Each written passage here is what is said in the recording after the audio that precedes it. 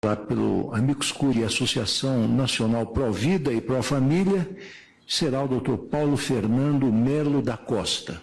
Falará por 6 minutos. Senhor presidente, senhor relator ministro Gilmar Mendes, senhoras e senhores ministros, ilustres representantes do Ministério Público, colegas advogados, senhores e senhoras, em especial o estudante de Direito e o estudante de Medicina, já que o assunto também está relacionado à saúde. A Associação Nacional Pró-Vida e Pró-Família, entidade católica, vem tornar pública a preocupação na tese que sustenta a inconstitucionalidade do artigo 28 da lei, sob o argumento que portar toda e qualquer droga diz respeito à intimidade e à vida privada, portanto, sem repercussão na coletividade.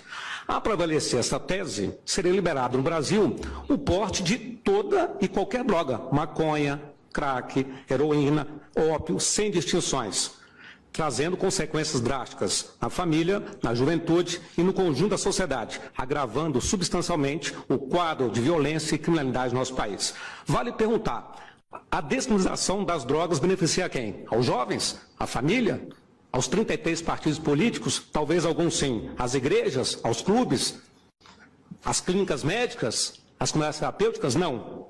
Apenas ao narcotráfico, ao crime organizado, às falsas ONGs da paz e os interesses econômicos internacionais capitaneados pelo mega investidor George Soros, o grande incentivador e patrocinador da causa da legalização das drogas no Brasil e no mundo. Por quê? Quanto maior o porte, mais usuários, maior o consumo e aumenta o lucro. Defendemos a constitucionalidade do artigo 28 por entendermos que o porte de drogas não gera consequência apenas no vida do usuário. Eu digo isso porque, sendo atualmente diretor adjunto da Fundação de Amparo ao Trabalhador Preso do Distrito Federal, entidade do governo DF que tem como escopo a educação, ressocialização dos sentenciados do DF. Inclusive, temos conveniados que trabalham aqui no Supremo.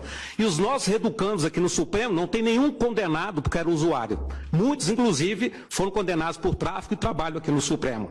Por quê? Porque desde a edição da lei de 2006, nenhum adicto foi condenado, pois não se impõe desde então a pena de prisão ao usuário, mas apenas advertência, prestação de serviço à comunidade ou comparecimento a programas ou curso educativo. Na prática, presenciamos no sistema prisional a atuação do tráfico, que muitas vezes acharcam aquelas mães de sentenciados, porque são usuários dentro do sistema. A propósito, no caso em tela concreto, o senhor Francisco, defendido aqui pela Defensoria, estava no sistema prisional, sob a tutela do Estado. Então, teoricamente, a droga não deveria ter chegado a ele.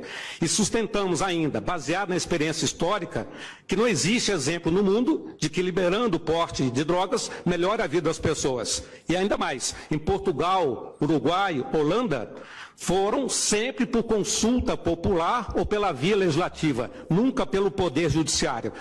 Tramita no Senado o PLC 37, de autoria do deputado Osmar Terra, aqui presente.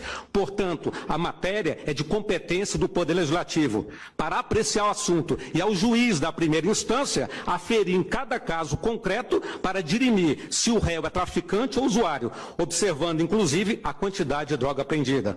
A questão de drogas é, antes de tudo, um caso de saúde pública, porque na prática quem cuida dos adictos são as comunidades terapêuticas, católicas, protestantes, as clínicas médicas, psicológicas, como, por exemplo, a Fazenda Católica Fazenda Bom Jesus.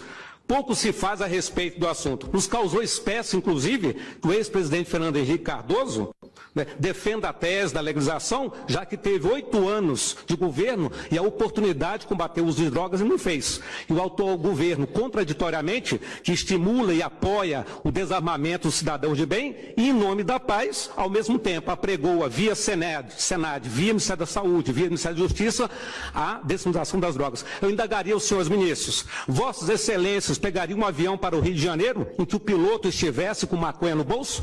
Vossas excelências consultoria com um dentista que portasse LSD no jaleco? Vossas excelências deixariam seus netos com a babá que portasse 2 pedras de crack? Vossas excelências nomeariam aqui um assessor de gabinete que durante o expediente portasse cocaína no birô de trabalho? Não nos parece razoável. Por derradeiro, apelamos ao princípio da cautela de vossas excelências e ao conhecimento, à responsabilidade social dos senhores ministros. Por quê? O Supremo pode muito, mas não pode tudo. Vossas Excelências não podem transformar o nosso país numa grande Cracolândia. Ou seja, transformar uma geração de incautos, de zumbis, de briófitas, de selenterados, de equinodermos, de lulas, de moluscos, em estudantes entorpecidos com baixo rendimento escolar, em servidores públicos viciados que não produzem, em trabalhadores na indústria e no comércio que dão prejuízo. Ou seja, não queremos um país de narcóticos não anônimos. Portanto, a Associação Nacional Provida Pro Família defende, pugna pela constitucionalidade do artigo 28, em nome da saúde, da segurança, da vida e pela família do Brasil. Pelo bem do Brasil, muito obrigado. Agradeço a Vossa Excelência.